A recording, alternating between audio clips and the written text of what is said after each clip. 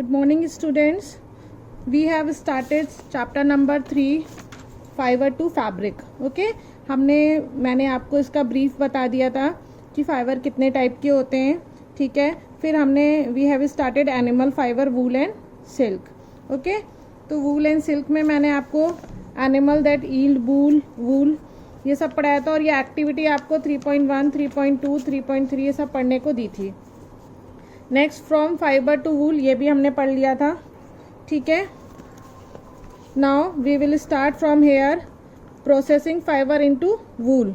The wool which is use for knitting sweaters or for weaving shawls is the finished product of a long process which involve the following step.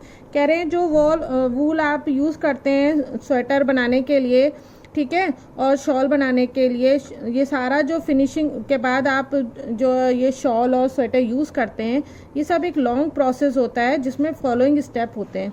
Step 1, the fleece of the sheep along with a thin layer of skin is remove from its body. This process is called shearing. सबसे पहले क्या किया जाता है कि sheep की body से जो उसकी लेयर होती है, थिन लेयर ऑफ स्किन जो होती है वो रिमूव की जाती है, फर वाली. ठीक है, और ये प्रोसेस क्या कहलाती है? Shearing. Machines similar to the used by barbers are used to shave off hair usually.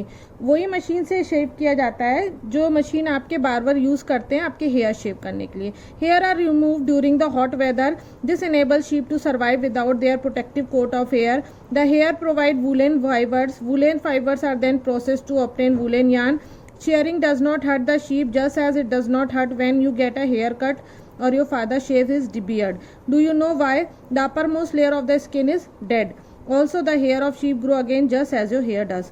कह रहे हैं कि इससे जो ये आपके हेयर रिमूव किए जाते हैं शीप के, उससे कोई भी हार्मफुल इफेक्ट नहीं होता है. जैसे हम लोग अपने बाल हेयर रिमूव करते हैं, बार बार हमारे हेयर रिमूव करता है तो हमें कोई इफेक्ट नहीं पड़ता है, क्योंकि वो हमारी जो स्किन की जो लेयर होती है जो रिमूव की जाती है, जो हेयर्स रिमूव किए जाते हैं, दे आर डेड और वो दोबारा आ जाते हैं. तो ऐसे ही शीप में भी दोबारा हेयर आ जाते हैं. ठीक है. Step second, the sheared skin with hair is thoroughly washed in tanks to remove grease, dust and dirt. This is called scoring. और कह रहे हैं ये जो sheared skin होती है हेयर वाली, इसको वॉश किया जाता है टैंक में. इसके अंदर से ग्रीस, जो भी गंदगी है, ग्रीस है, डस्ट है, डर्टी पार्टिकल्स हैं, वो रिमूव किए जाते हैं और इसको प्रोसेस को क्या कहते हैं? Scoring. Now days scoring is done by machine. पहले तो ये बेटा अपने आदमी हाथ से ही करता था, टैंक में डालता था. अब सारा काम ये मशीन से होता है. स्टेप थर्ड क्या होता है? After scouring sorting is done. उसके बाद सॉर्टिंग होती है. Sorting, the hair skin is send to a factory where hair of different texture are separated और सॉर्टेड.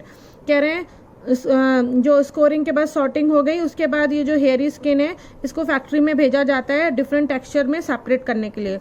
द स्मॉल, फिर फोर्थ स्टेप आता है. The small fluffy fibers called burrs are picked out from the hair. These are the same burrs which sometimes appear on your sweater. The fibers are scored again and dried. This is the wool ready to be drawn into fibers. कह रहे हैं जो small fluffy fibres होते हैं जिन्हें बर्स कहते हैं, ये पिक किए जाते हैं हेयर्स में से और ये same burrs sometime appear on your sweater. आपके स्वेटर में भी दिखाई जाते हैं जो रोए होते हैं बेटा. The fibers are scored again and dried. This is the wool ready to be drawn into fiber. और इसको फिर से स्कोर किया जाता है, इसमें से गंदगी हटाई जाती है अगर कुछ रह जाती है, और उसके बाद इसको सुखाया जाता है और फिर इसको फाइबर में कन्वर्ट किया जाता है. Step 5, the fibres can be dyed in various colour. उसको अलग अलग कलर में डाई करते हैं. As the natural fleece of sheep and goats is black and brown और वाइट. और नेचुरल कलर क्या होता है उसके हेयर का? ब्लैक, ब्राउन और वाइट. तो और जो कलर है उसमें उसको डाई किया जाता है. 6th step, the fibres are straighten, combed and rolled into yarn. The longer fibers are made into wool or sweater and to shorter fiber are spun and woven into woolen clothes.